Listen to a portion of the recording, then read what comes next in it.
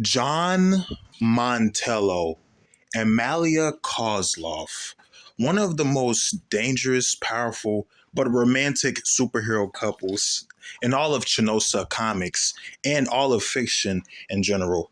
Today, we're going to be looking at their origin stories along with their powers and abilities. And further down the line, down the road, we'll do more videos about this couple. Let's start with John Montello. His family tree consists of his father, John Montello Sr., his mother, Maria, his brother, Josh, while his other brother is Terrence, and his sister's name is Jennifer, but they call her Jenny for short. So, yes, now, he was born in the Dominican Republic, but he does have ties to Cuba and Puerto Rico. So he's like a mixed Afro-Hispanic, Afro-Hispanic. You feel me? Hey, yo, shout out to my Hispanics, Latinos. This vid may be for y'all. Y'all may cook, okay? Just make sure you're cooking in the kitchen. You know what I'm saying? Oh, my goodness. So John Montello's parents, they taught him everything they known about being heroes, and they showed him how to fight, right? Martial arts and certain techniques, self-defense, all kinds of stuff, while also teaching him how to speak English and Spanish because they would migrate from their country to America, right? When he was only 16, that's when he moved to America. Now, the thing with this is that in Chanosa Comics, the Earth and other Earths, right? The many worlds, the many Earths interpretation and theories. There's always these huge battles and wars, right? Now, John couldn't participate in these wars because he was young. You know what I'm saying? As he got older, he knew about the wars, right? He knew about the crime and the infestation, the depopulation, corruption, all kinds of stuff that's going on in the world, right? And he wanted to do something about it, but due to his inexperience, he couldn't. The thing with this specific war is, right, this was the big war, literally BW, known as Big War, and his parents were about to participate in it, right?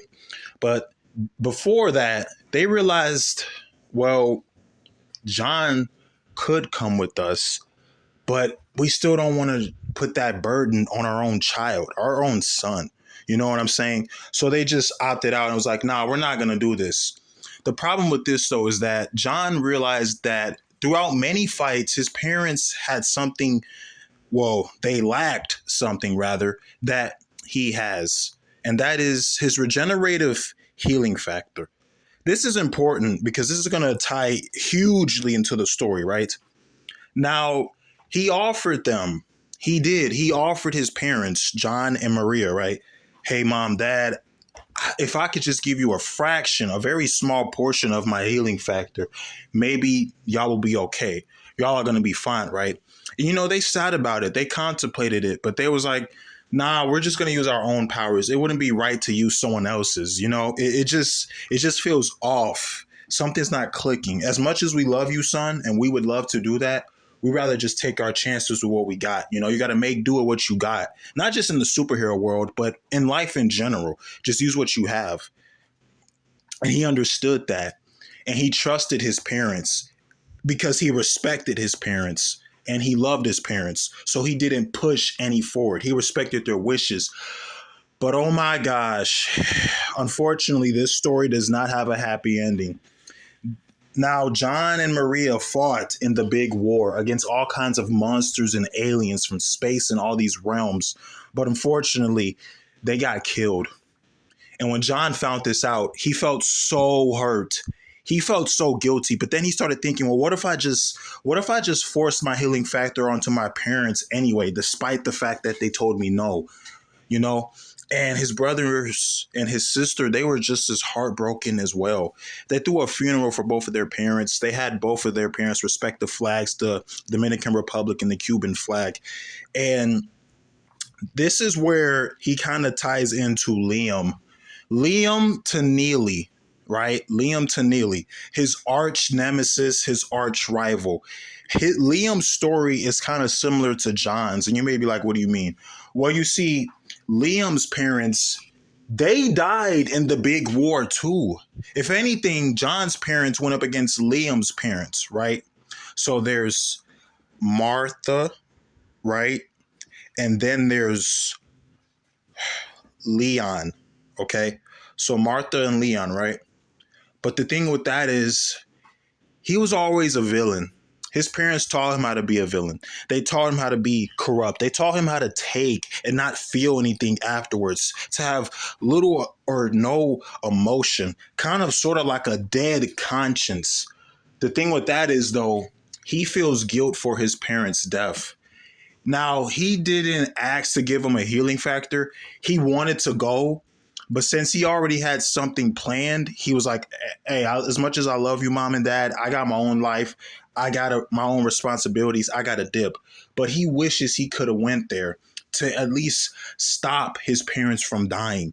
So Liam has guilt the same way John has guilt, but the difference is Liam uses that guilt to stay a villain, whereas John uses that guilt to become a better hero. So they both use guilt, but they use it in different ways. They are both remorseful, but that remorse sparks a different kind of passion and fire inside of them.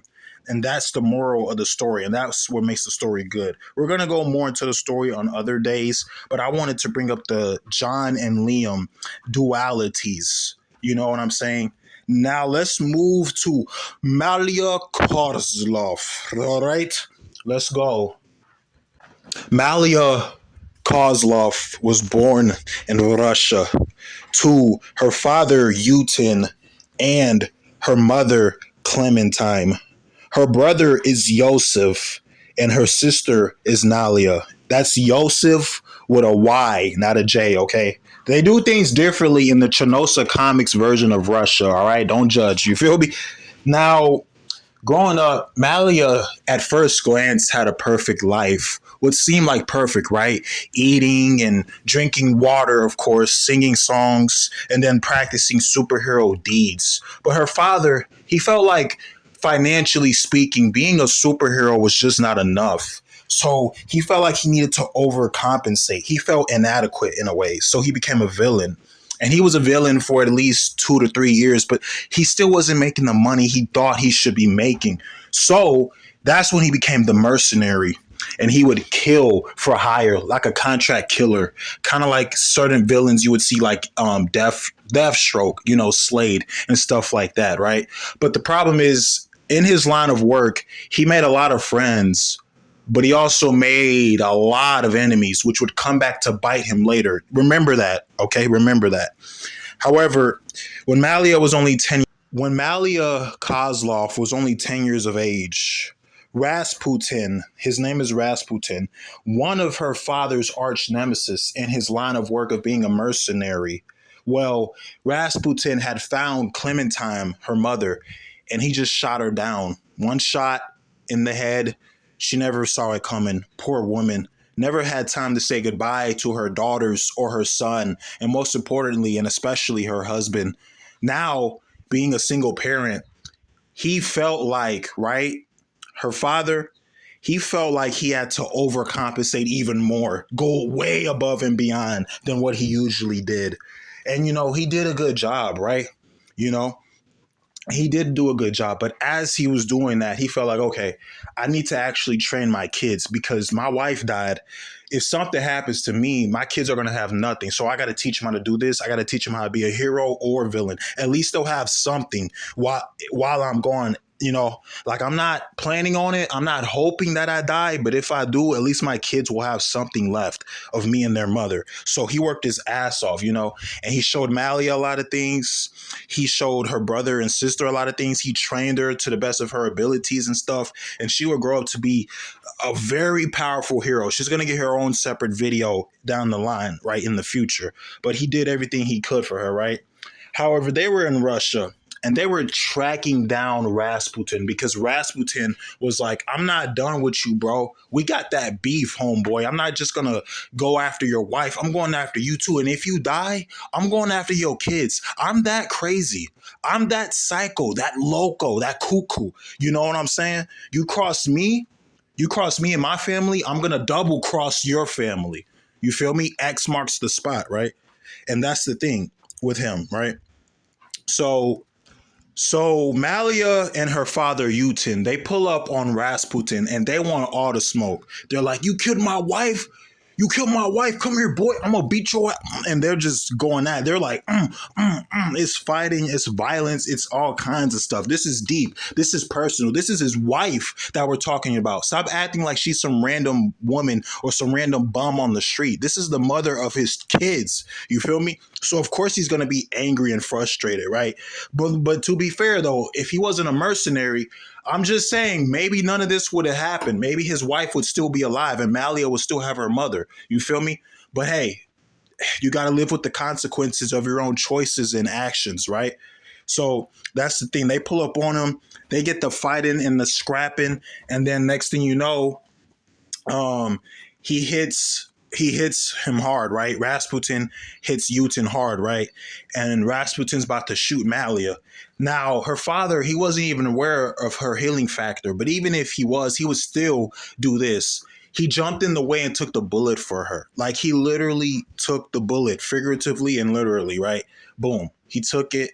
She was screaming. She was like, "No, I can't lose my dad, too." She ran over to him with tears in her eyes. She was hugging him and stuff, and then she was like, "You know what? F this." And she just blitzed Rasputin. She didn't kill him the same way Rasputin killed her father, Utin, but she didn't really show him too much mercy either, right? And, this would be the cause of her becoming a hero. That death mixed with her mom's death, you feel me? And that's the thing about John Montello and Malia Kozlov. Now, they would later meet up, right, in New York. They would casually date, and then 2 years later, 3 years later, they got married, right? So once again, I'm gonna go over Malia's story in more depth next time, probably after the Rhonda and Laura video. So stay tuned for that. But until next time, guys, hey, you already know the drill. It's time to pay these bills. I'll stop. It's been your boy Johnny the Hottie.